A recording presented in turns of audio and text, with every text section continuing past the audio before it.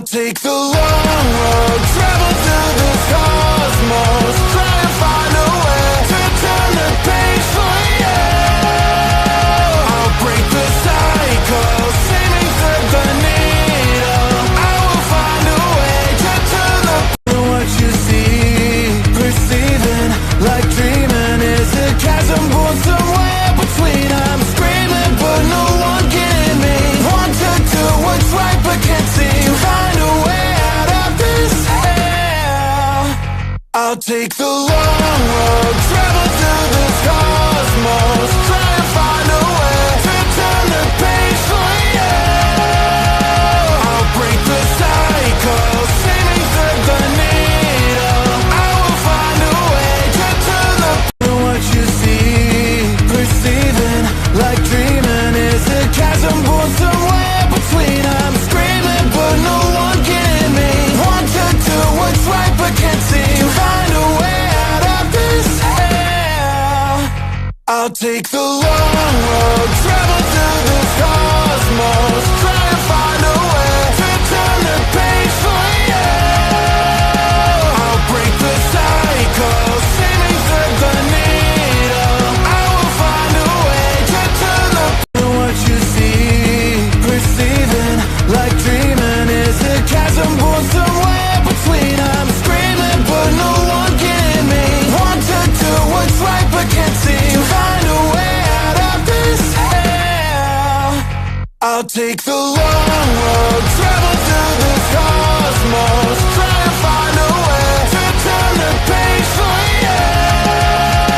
I'll break the cycle, saving thread the needle. I will find a way to turn the what you see, perceiving like dreaming is a chasm born somewhere between. I'm screaming but no one getting me. Want to do what's right but can't see. Find a way out of this hell. I'll take the long road, travel through the cosmos, try to find a way to turn the page for you. I'll break the cycle, saving thread the needle. I will find a way to turn the what you see, perceiving like dreaming is a chasm born somewhere between. I'm screaming but no one getting me. Want to do what's right but can't see. Find a way out of this hell. I'll take the long road, travel through the cosmos, try to find a way to turn the page for you. I'll break the cycle, saving thread the needle. I will find a way to turn the what you see, perceiving like dreaming is a chasm born somewhere between. I'm screaming but no one getting me. Want to do what's right but can't see. Find a way out of this hell. I'll take the long road, travel through the cosmos, try to find a way to turn the page for you. I'll break the cycle, saving thread the needle. I will find a way to turn the what you see, perceiving like dreaming is a chasm born somewhere. I'm screaming, but no one getting me. Want to do what's right, but can't see. Find a way out of this hell. I'll take the long road, travel through the cosmos, try to find a way to turn the page for you. I'll break the cycle, saving thread the needle. I will find a way to turn the what you see, perceiving like dreaming is a chasm born somewhere. I'm screaming but no one getting me. Want to do what's right but can't see. Find a way out of this hell. I'll take the long road, travel through the cosmos, try to find a way to turn the page for you. I'll break the cycle, saving thread the needle. I will find a way to turn the what you see, perceiving like dreaming is a chasm born somewhere between. I'm screaming but no one getting me. Want to do what's right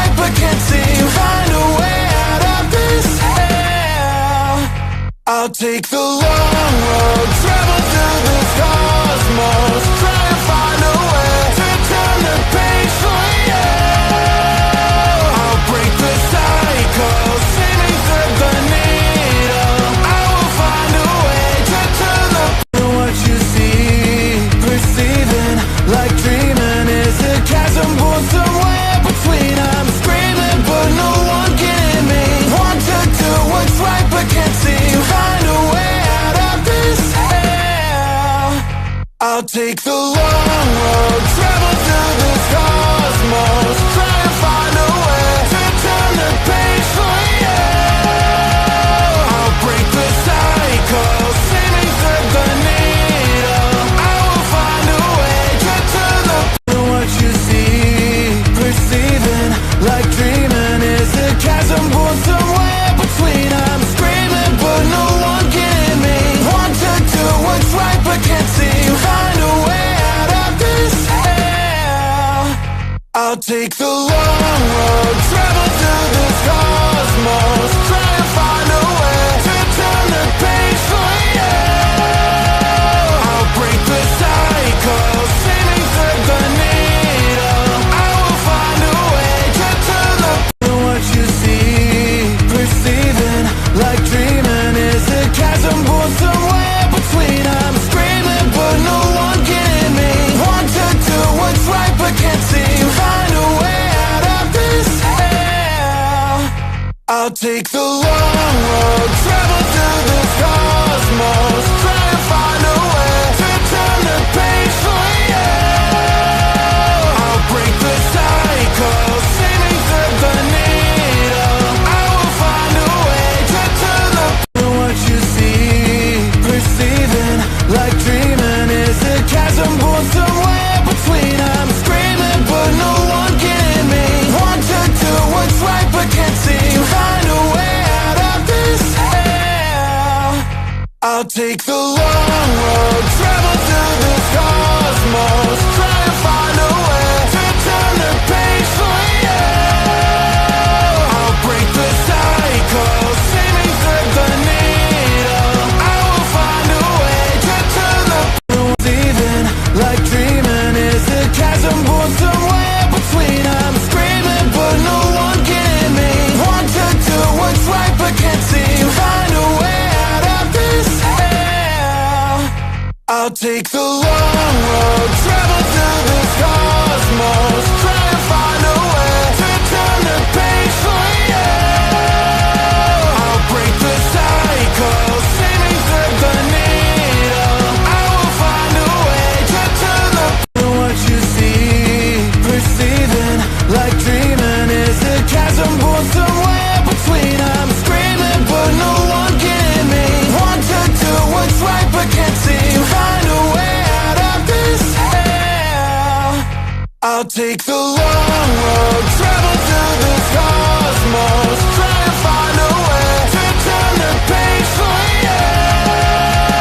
I'll break the cycle, sailing through the needle. I will find a way to turn the what you see, perceiving like dreaming is a chasm born somewhere between. I'm screaming but no one can me. Want to do what's right but can't see. Find a way out of this hell. I'll take the long road, travel through this cosmos, try to find a way to turn the page for you. I'll break the cycle, sailing through the needle. I will find a way to turn the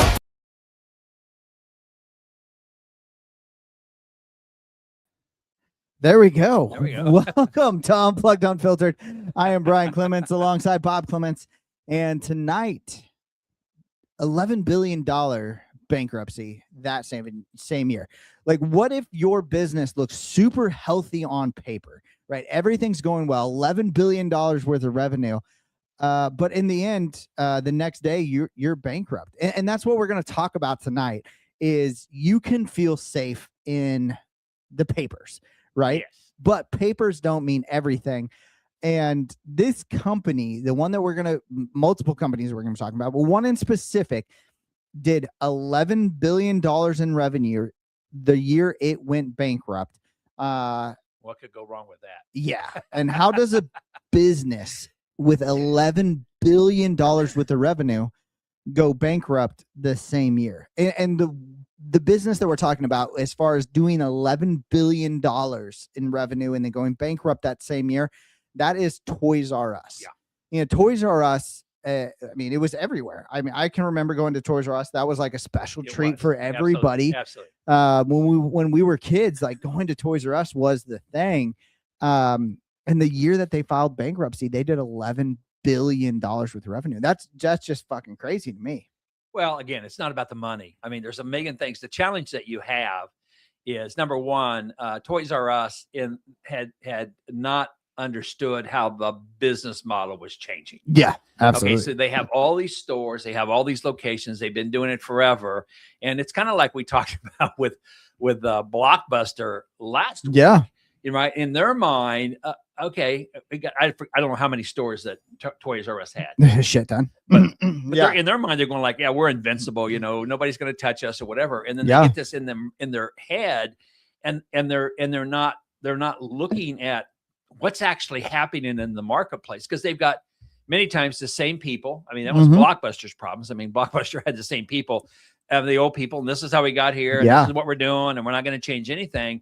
And instead of bringing in people that were seeing what was really going on, right? Yeah. Which is what you've got to have. You got to have people that are really kind of got their pulse on retailing and where's it going. And I don't know, what's this whole online thing that you think's going to happen here? You know, I mean, it was almost exactly like Blockbuster, and they were just so caught off guard. And again, it doesn't matter how much money you have, you know, when you're caught flat-footed and you don't have the ability to quickly adjust, because when you've got all of these brick and mortar locations, you've got leases on all these buildings. Yeah. Okay, so they don't own this property. Yeah. Whether they decide I'm going to close 300 stores down, they're still paying the leases on those 300 stores. Oh, absolutely. There may not be anybody in them. They may not be selling anything out of them. But again, this is a fixed operating cost they've got for probably, most of them were probably 20-year leases. Yeah. You know, to go through and do it. And I mean, and they just got caught flat-footed. And I think that's the thing you always have to be cautious about in your business. You know, when you think about, well, this is what we did to get where we are, which is great, right? But on the same token, but that's not going to get you where you need to go. You know what I mean? Yeah. So we got this far, right? But that's not going to take us to where we need to go. And I think that's where you have to constantly be saying, okay, you know, so what's changing around me? What's the landscape changing around me? What's going on around me? And I think that's what happens to these stores. Well, and one of the things, so with that, how many dealerships have you gone into where they've looked good on paper, right? The paper looks good. Everything looks, you know, it's like, oh, well, they did $10 million. They did 11 million, 12, 15, $20 million. But at the core of it, they were not progressing in the way that society is progressing. Well, yeah, I mean, they're not moving forward in the direction of it. I literally had a conversation on Tuesday with a dealership that was in Arkansas, one I've been working with for years. And we were just talking about one of the challenges I gave them. I call it the spring conquest. So I wanted each one of the salespeople to go out and find 30 people from competitors who've never done business with you and go after them. Okay? Yeah. So that was our thing. And as I was meeting with them, one of the guys on there, Tony, who was one of the salespeople on there, says, yeah, I said, I left the dealership. It closed a few years after I left it because he added the second location too soon. Have we talked about that? We've never talked about that. Never. And he said, and the second location was bleeding the first location. And I just saw it happening. I decided, hey, this is not going to stay around. Yeah. And I said, so what happened to business? So he said, oh, they sold it. Yeah. And I said, and who bought it? He says, guys that didn't know anything about the dealership world, but had a lot of money, and now they're trying to grow it, and their goal is to get 15 stores. And I'm going like, well, dear God, like, I don't care how much money you have.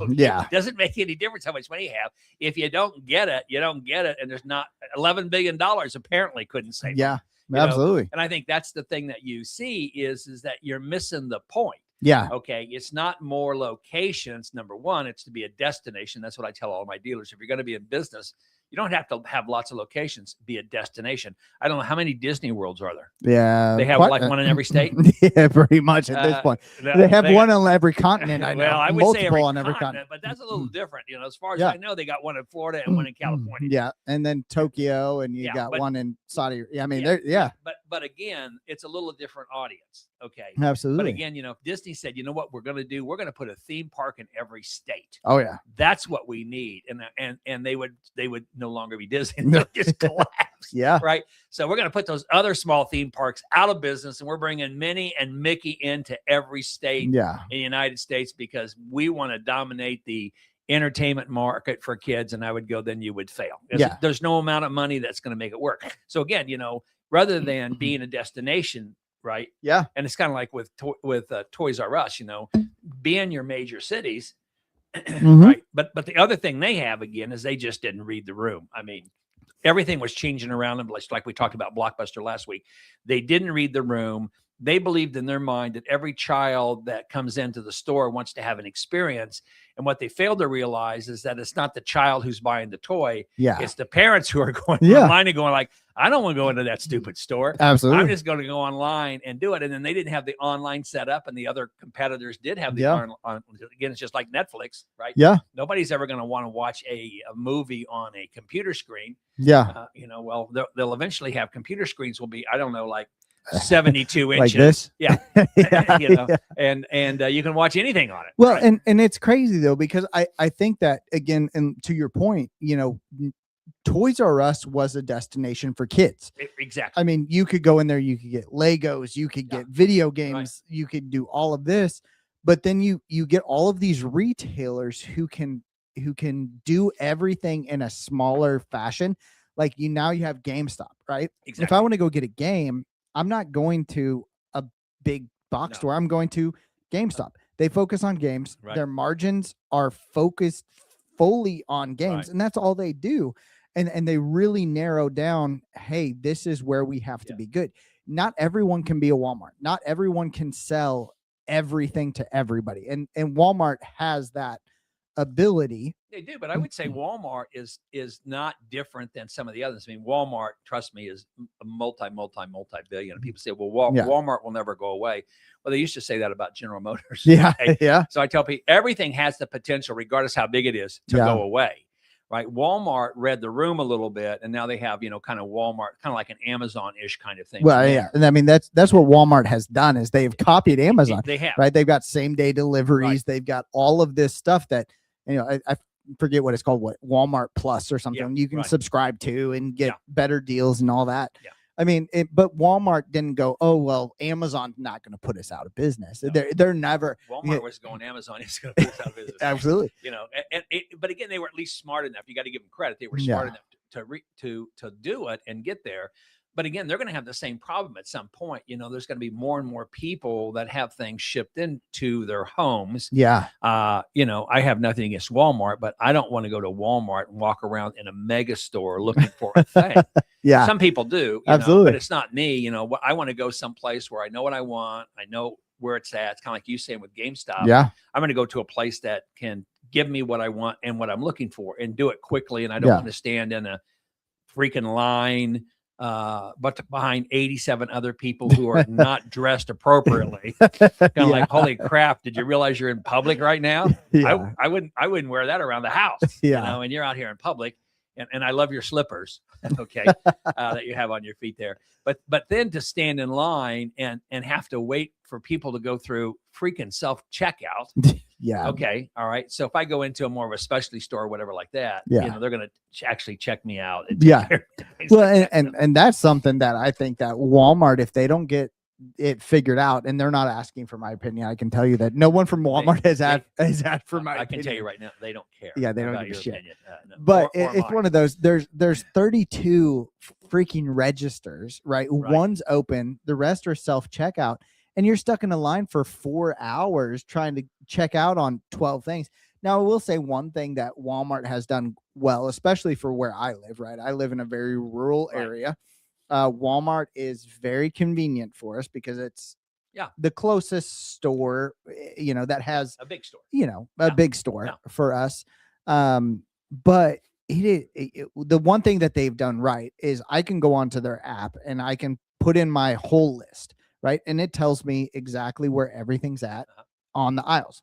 That's great. But every time I go to check out, I'm like, oh my God, this is a 25-minute long, and no shame to the people who are checking people out, but it's always a 80-year-old lady who knows the 80-year-old lady that she's checking out. And Mildred, they have, shut up.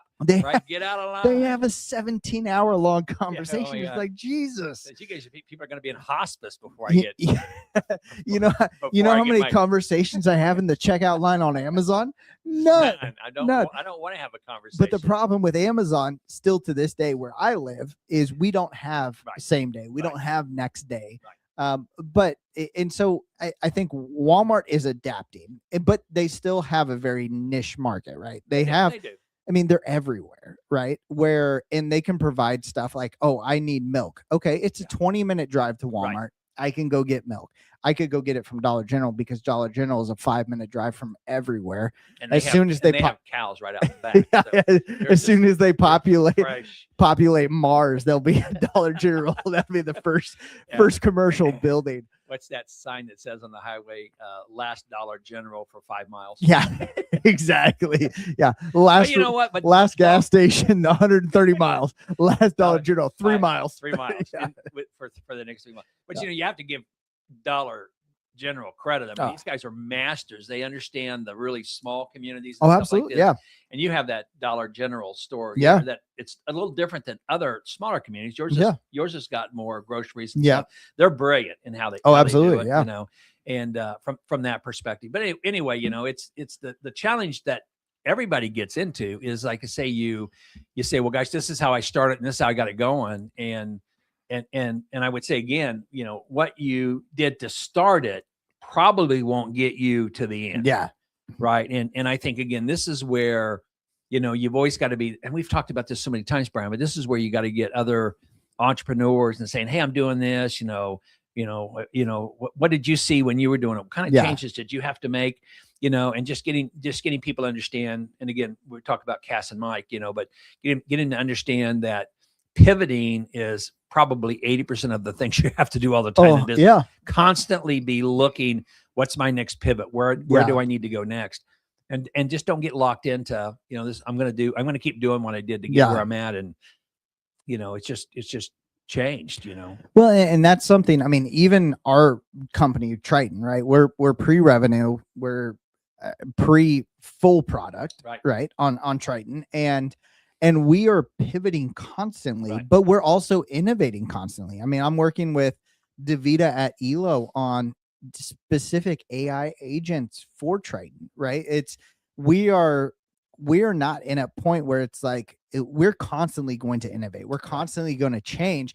And I think it's really interesting because, and this is not one of the companies that we necessarily have a whole lot of talking points on. But we see this very heavily, and this was brought up in our LinkedIn comments.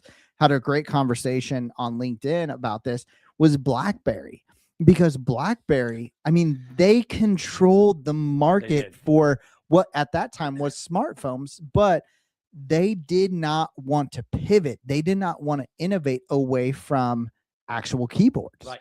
I mean, and going back to the dealership side of things, how many dealers do you deal with at first who go, but Bob, this is how we've always done it.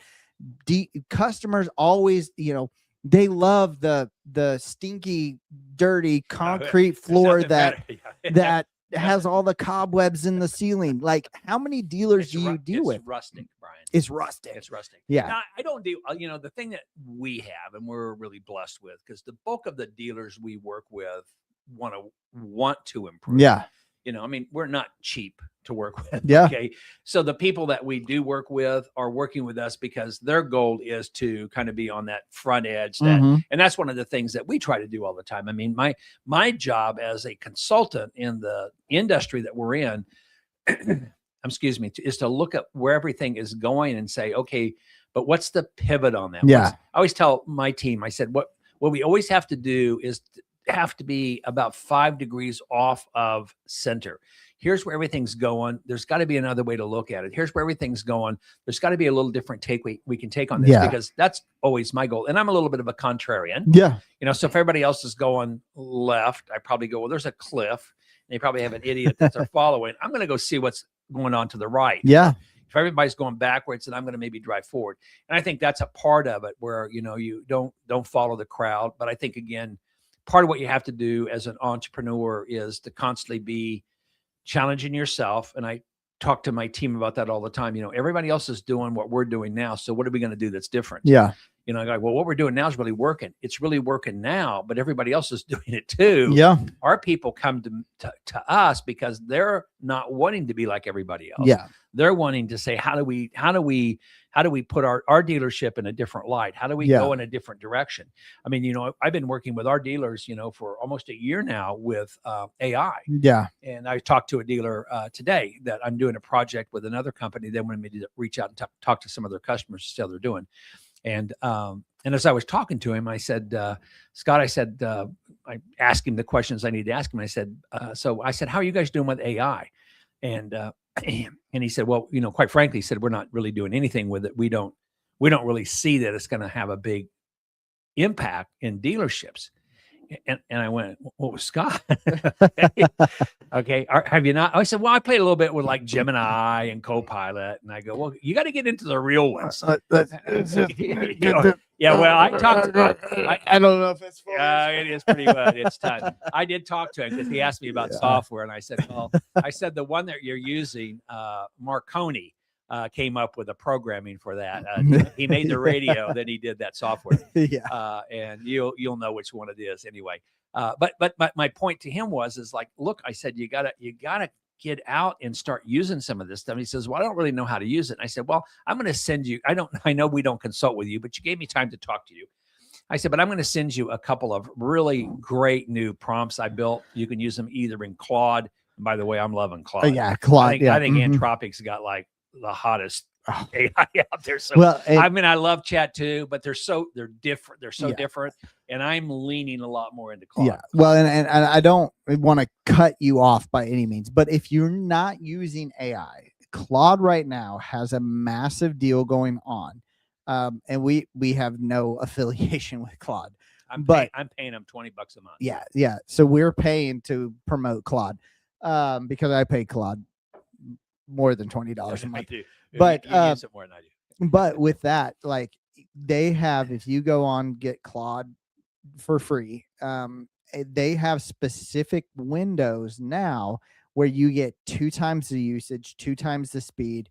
It's incredible. So if you're not using Claude, if you're not using OpenAI, if you're not using any of the things, you've got to freaking do it. Because and like Bob was saying, is you have to adapt, right? It's right. You can say, oh, well, AI is, I don't really know if that's what AI is here. You have to use it. I mean, I can't tell you how many times AI has told me that I'm dumb and I'm not thinking correctly. It never tells me that. It goes, Bob, you're brilliant. Yeah. But here's a suggestion. My AI tells me I'm dumb all the time. Chat is complimentary. No, Claude doesn't care. But I have built, and if I had everything set up, I would show you what my prompts look like on Claude. Claude is mean as shit to me. I mean, it is brutal. I get to a point where I don't even want to talk to my Claude agent because I'm like, damn, you're just being mean. But at the end of the day, it's telling me the truth, and it's creating those pivots. It's creating those things. But when we go back to the root of all of this, right, is yes, you work with a lot of dealers who want to make changes. Right. They want to be better, but Billy behind the parts goes, well, we don't need bin locations. I know them all in my head. Why would I need bin locations? Yeah. I mean, he also has half of his parts sitting in the freaking aisle that he's never put up yet. So I mean, those are issues you have. That's, again, as we work with dealers that are new with us, they're coming on board with us because they want to make a change. But we have to kind of drag them kicking and screaming sometimes through the changes they Yeah. need to make. Yeah. Yeah. And some of them don't. Some of them get to the point and say, I don't think we're right for you. And I go like, well, yeah, you are right for us. You just don't want to make the changes that you need to make because you told me basically you wanted to make money. And I don't know, that's kind of what we help dealers do. Yeah. So if you don't want to make money, yeah, we're probably not the people you want to go to. Yeah. You know, because, you know, as I tell, you know, sometimes I say, and I talked about this very early in our podcast. I don't know where we're at in podcast now, but I said, this is 46. I say, so when you ask me for our opinion, I'm going to give you and tell you what the truth is. Don't argue with me. Just shut up and do what I tell you, and you will make money. Yeah. Okay. It's just that simple. And I'm not saying that because I'm arrogant. I've been doing it 40 years. I get it. I understand how this whole thing works. But I think, again, you know what, it's like the bankruptcy thing we're talking about there. What happens is they get into this kind of world that they're in, and they say, well, this is how my mom and dad always did it, or this is how, you know, I've been here now 20 years, and this is how we've always done it, you know. And I'm just going to tell you, Bob, my people aren't going to change. Yeah. Right. And I hear that sometimes. They go, well, I said, then you got an option. They go, what's my option? I said, you either change the people or you change the people. Yeah. Right. I mean, that's basically it. Right. If your people aren't going to change and you need to go in a new direction, then you've got to get new people. If they won't change, I don't care if they've been there 20 years or 30 years. I tell my dealers, you've paid them every week or every 2 weeks like you were supposed to pay them. Yeah. Right. So you've always done exactly what you said. Now you're needing them to do something new and they're not going to do it. Yeah. Then they either have to do what you need them to do, or you've got to get rid of them, find somebody else that will do it, because there is somebody else out there that will do it. And I'll be honest with you, you know, we kind of keep going back to AI, but I can find somebody with lesser knowledge today, and I can use AI to give them all the knowledge that person I terminated has. Yeah. I mean, that's the thing that people have to understand about business. It's not about having people that have a lot of knowledge. AI knows everything in the world. Yeah. Okay. What you have to do is give it instructions. Yeah. Okay. Like you said, get the prompts and things right. But once you get that right, you know, I don't need a parts person that's got 30 years of experience anymore. I've got a prompt that's written that a brand new parts person can take a picture, upload it into the prompt or into Chat or Claude. Yeah. It'll recognize the part. Yeah. And it'll tell them what it is, and it'll do it like in 10 seconds. Yeah. You know, so I think that's the other piece. You know, if you're not willing to look at what's happening, kind of moving forward, if you got people that won't do that with you, then again, if you're going to try to move your business forward and you got people that are not willing to move forward with you, you've got to get them off your ship. Yeah. Right. Put them in. You don't have to be cruel to them, but just say, hey, look, you know, we're going in a new direction. This is where we're going. I really appreciate, you know, that you've been with us 30 years, and I respect that, but we've got to make changes. And if you don't want to make those changes, then I got to find somebody that will. Yeah. So with that in mind, here's your check. Here's your check. Get the fuck out. No. Well, and that pushes us into Radio Shack, because Radio Shack to me That used to be my favorite store, man. Oh, well, and it was great because it was great for the builders, right? Oh, It was great for the tech geeks, and they had the market. They had 7,000 stores. Radio Shack had 7,000 locations, right? But they failed because they failed to move to new technology. And I was actually having a conversation with someone on LinkedIn yesterday and today about this. Is Radio Shack could have created the maker category. Oh my Lord, yes. Before the maker category became, because had they transitioned into 3D printers, had they transitioned into all of the parts for high-end computers, they still to this day would have 7,000 locations. Absolutely. But what they didn't do is they did not innovate with the times. They didn't go, okay, what is the next big thing, right? What do we need that our tech nerds are desiring? And because of that, 7,000 locations shut down because you had the market. Every tech person went to Radio Shack. You always went to Radio Shack. I needed a part for anything technical. I could get a rectifier, you could get everything. Anything. You know, and they dominated that market. And a lot of people are going to say, well, Amazon killed that market. No, they didn't. I mean, to me, they were dead before Amazon was oh, on. I find it fascinating to think that, and I loved Radio Shack. Okay, Yeah. I was a geekish kind of guy before geekish guys were a thing. And like I say, you could go into Radio Shack and you could get anything that had technology tied to it in some way. You went to Radio Shack. So I find it fascinating that a company that specialized in technology died because they didn't adopt technology. Yeah. Okay? How is that even possible? Yeah. How could somebody at Radio Shack been so stupid to say, hey, look, we specialize in technology? Yeah. You know, the challenge was they specialized in technology that was at the time cutting edge technology. Yeah. Right. Crystal radios and stuff like this. A-track. Right. But how could they miss that? And again, it goes back to what we talked about in the beginning. They missed it because the people that started it and got it there didn't see the future. Yeah. Because like you say, Radio Shack could still be out there today, and they could be the number one player in 3D printing. They could be I have a laptop. I was upgrading my RAM on here the other day, and I would have gone to Radio Shack to get, to pay $150 for this new. Absolutely. To have it in your hand, that single exactly. moment. Yeah. But I mean, but that was where technology was changing. And and again, I just find it fascinating. So here was a store whose whole purpose was to be on the front edge of technology. Yeah. They were on the front edge of computing. Oh, absolutely. Right? And they just lost it all because, while they focused on technology as a corporation, they did not focus on technology. Well, and I think a lot of it comes down to they did not want to take the risk. Like, what would that have? So let's use 3D printers as an example, right? So for them to stock the newest models of 3D printers at that time, what would it have cost them? 5% of their revenue, 3%, 2% of their revenue, maybe. I mean, they were big enough; they could have bought them in bulk. Oh, well, absolutely, you could buy 7,000 at a time. You can't get a discount. Absolutely. And so let's say it cost them at the highest side 5% of the revenue, right? But they didn't want to take that 5% risk. What did that 5% risk cost them? 7,000 stores. Yeah, exactly. I mean, it did. And you go back and you think about it, because you go to Radio Shack to build things that are cool tech, right? They could have got all the parts where you could build your own 3D printer.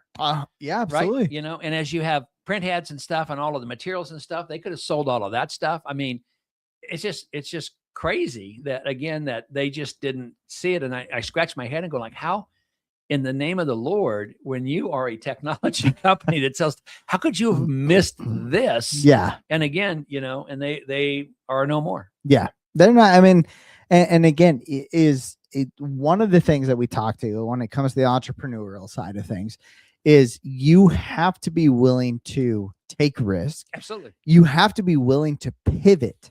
If you don't pivot as an entrepreneur, you will never succeed as an entrepreneur. You ask Mark Cuban, you ask Damon John, you ask Mike and Cass Lazaro, Gary V, any of the big entrepreneurs, Dan Martell, you ask any of them about how many times that they've pivoted, they will tell you they've pivoted over and over and over and over again. And if you're not willing to pivot, then you're not willing to succeed. You're gonna die. You're gonna die. You're gonna have. I don't care how long your business has been around.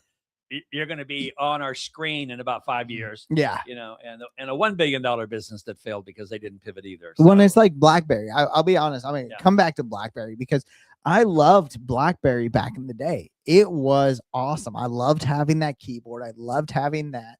But I'm a Samsung user through and through. But I will tell you, if BlackBerry had come out and pushed the innovation to be a truly commercial entrepreneur based cell phone, I would still be using BlackBerry to this day, because that's what it was, right? It was so easy to send emails. It was so easy to send commercial business work through. Had they stayed focused on that, but adapted with the pivots of the market, the iPhones of the day, like, and BlackBerry would be, I think would top the charts in all business related cell phone the service. bulk of the people, I had a BlackBerry, and Yeah. I liked the keyboard, but I liked the keyboard because there really wasn't another type of keyboard. Okay. Mhm. They built this, and it had a little keyboard on it, and it's but what happened is then touchscreen technology was evolving. Yeah. Okay. And they're going like, yeah, but people love our keyboard. No, people love a keyboard. Okay. Yeah. Not your keyboard, Yeah. but a keyboard. Okay. And again, so they got so caught up in people love what we do. People love our design. People liked what it could do, but it didn't mean that they didn't want to continue to adapt with technology. Yeah. And a lot of Samsung users today were BlackBerry users. I mean, I used BlackBerry because I could run Microsoft apps on it. Yeah. Okay. And the reason that I didn't go to an iPhone when iPhones first came out is I had a Android, and Android could run Microsoft business apps on it. Yeah. And I still have an Android today, and everybody else that I'm around has iPhones. And people say, why don't you switch? I said, I don't know, because this is one I've used it, and Samsung is who's I have. And I said, they continue to update it and change it, and it does everything I need. And I don't want to learn a new operating system. Absolutely. This does everything I need. And I've got a keyboard. Yeah. Interesting enough. It's interesting on it. But yeah, I mean, Research in Motion, who was the company that had BlackBerry. I mean, it's just another one. How could you were the dominant player in the market. In anybody's mind, nobody could take you out. And in just a short period of time, Steve Jobs came along and said, yeah, your phone sucks. Yeah. I think I could do it better. Oh, absolutely. And he did. And they, as far as I know, they don't exist today. Yeah.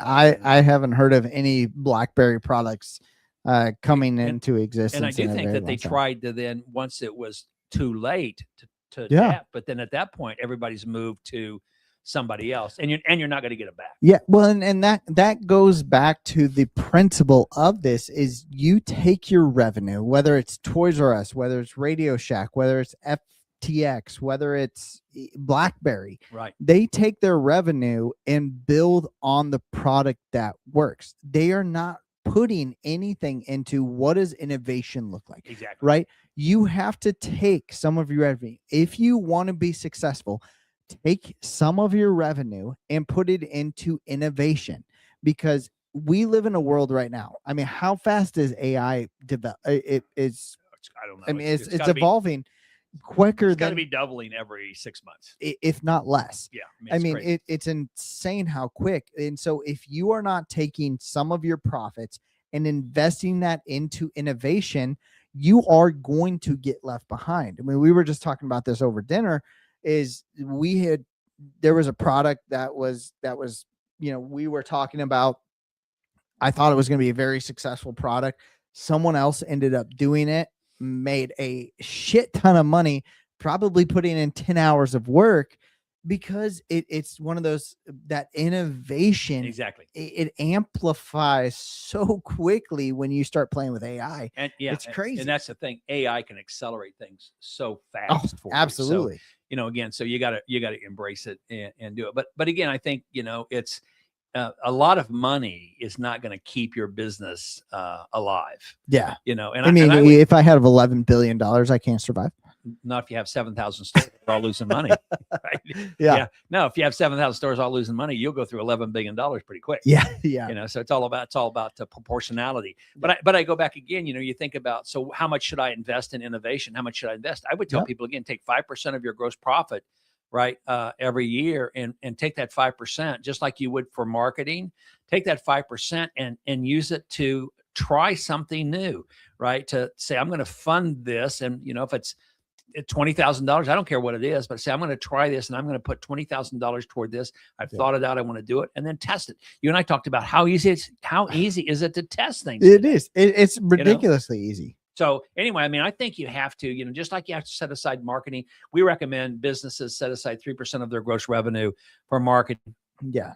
That's what they do. And I tell people again, I would probably set aside 5% of it, of at least my gross profit for innovation. I mean, we're trying things all the time, and sometimes they work and sometimes they don't work. And the other piece is I learned that sometimes it doesn't work very good in the beginning, but as you continue to tweak it and modify it, it gets better and better and better. Yeah. So I don't always give up on things right away. If it looks like it's going to be an abject failure, then I'll stop doing it. But sometimes you have a little success with it, and you say, well, that's not going to be enough really to make it happen. But if you got a little success and you can see what you're doing, then you have the ability to kind of continue to feed the beast a little bit. So anyway, but I think that's it. And again, today, I mean, there's never been a more exciting time to be in business.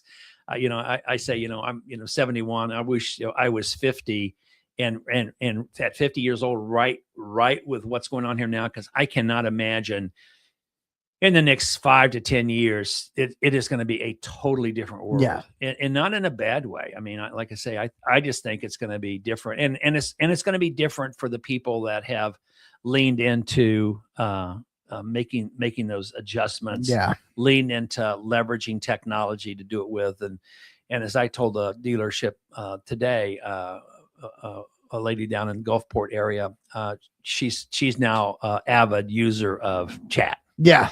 And she goes like, I can't believe I did business before without this. She goes, it does my marketing. It does this. It does this. They're using it to do equipment diagnostics and stuff, and Melinda's probably, I don't know, 62 or 63 years old. And her husband passed away not too long ago. They owned the dealership together. She's still running the dealership.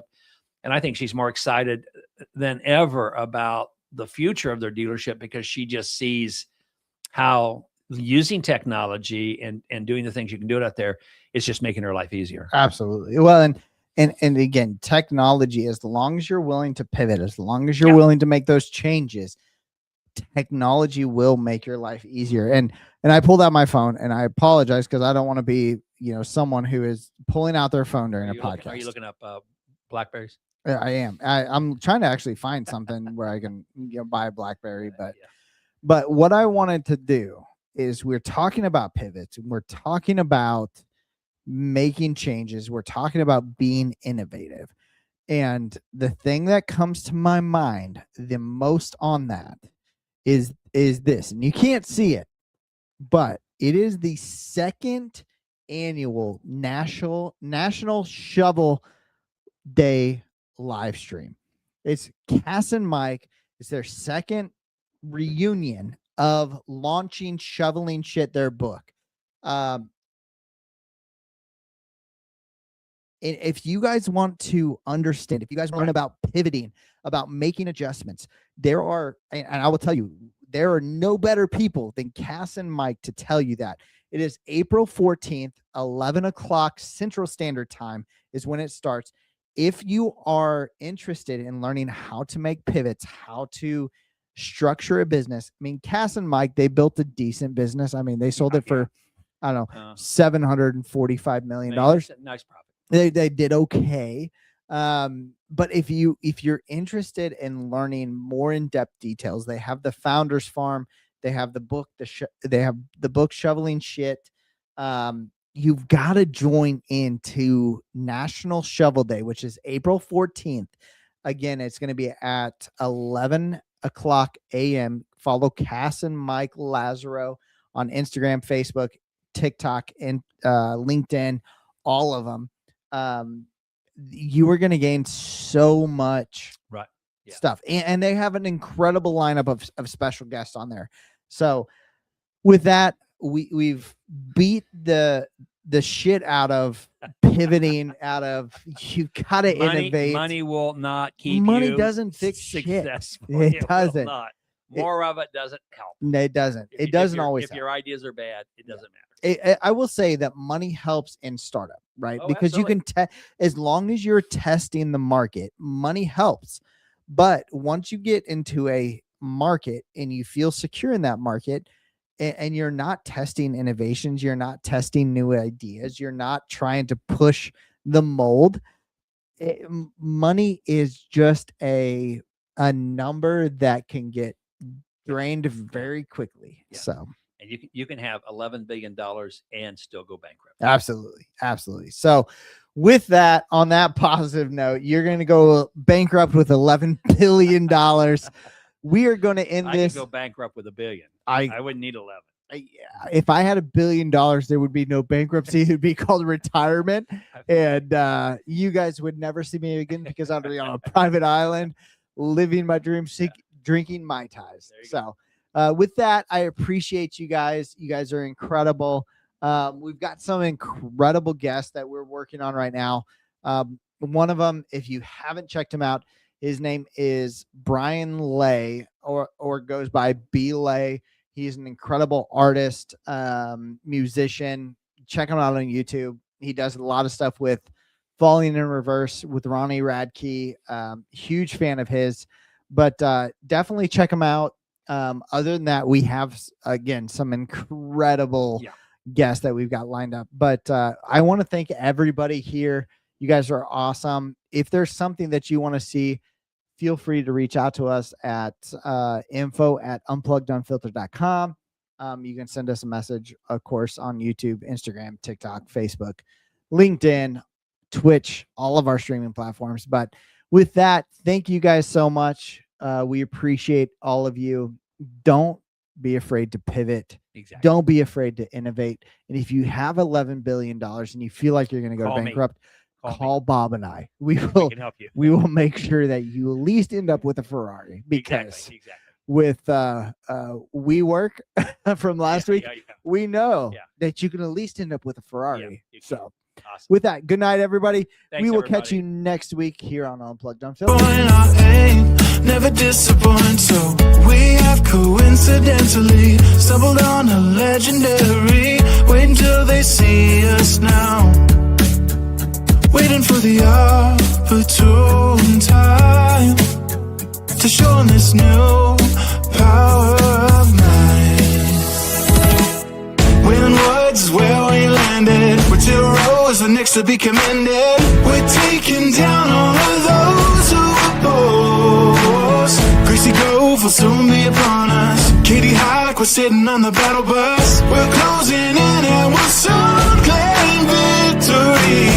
When words is where we landed, we're 2 rows are next to be commended. We're taking down all of those who oppose. Our aim never disappoint, so we have coincidentally stumbled on a legendary. Wait until they see us now, waiting for the opportune time to show them this new power of mine.